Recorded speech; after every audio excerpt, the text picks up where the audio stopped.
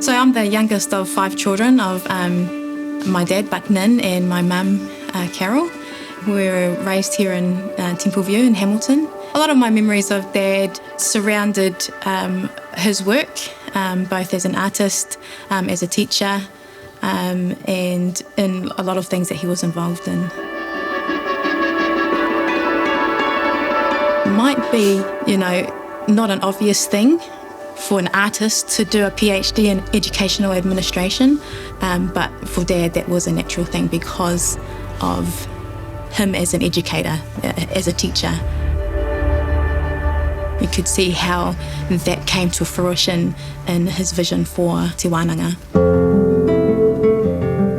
We would often have rongo stop by here, and him and Dad would kōrero about who knows what. Dad was an entrepreneur as well, so he had these big ideas, and so did rongo.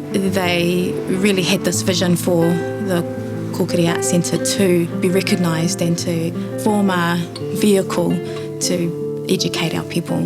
For Māori, who it seemed that we were failing education, they recognised that, well, actually, the education system is failing our people. So they had these big plans to make this an institution that met the needs of our people.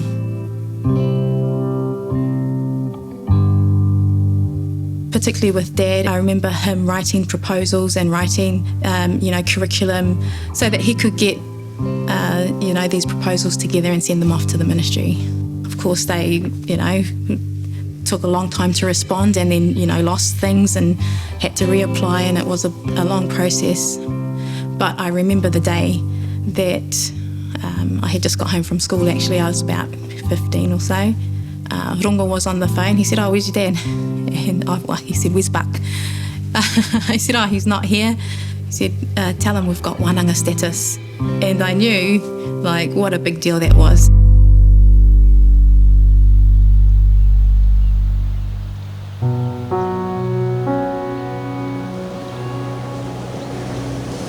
He died in 1996, and I remember Rongo visited him on the Sunday night.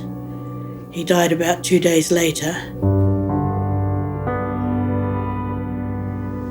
Now, when I could be the most help to you, I'm going to be no help at all. I know Rongo still feels the loss.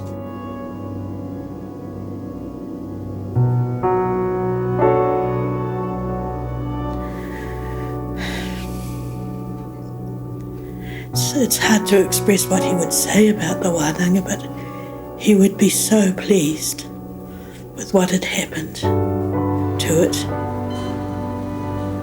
So he spent a lot of his time in and out of hospital as a child, and in fact he's at School C in hospital, but I think that's where a lot of his talent in art was developed. Despite his health issues, he had renal failure. So he was on dialysis. Even in hospital, he'd give instructions to bring his paintings up, and these were big pieces that didn't fit in the elevator. So we were carrying them up flights of stairs, and he'd set up in the patient's lounge, and away he went. Some people called him larger than life. He was, a big man and big stature. Opened up the door for me to bridge the two gaps between the Pākehā world, the European world on one hand, and on the other, the Māori world. And so I guess my paintings are a synthesis of the bicultural situation that we have here in New Zealand. One thing that has really affected me is the vision that he wrote for the Wananga, and that was to empower our people and to equip them with the knowledge and skills that will help them for the world at large and to make contributions of consequence. The things that he wrote for that vision, I think it encapsulates where his heart and where his passion and where his vision was. Dad was really well known for those big wall-size triptychs. It might be a surprise that a small unassuming picture that hangs over our fireplace is actually one of our favourites. Dad did that in 1993 as a celebration because that was his vision for the wānanga, to bridge the gap for education for our people.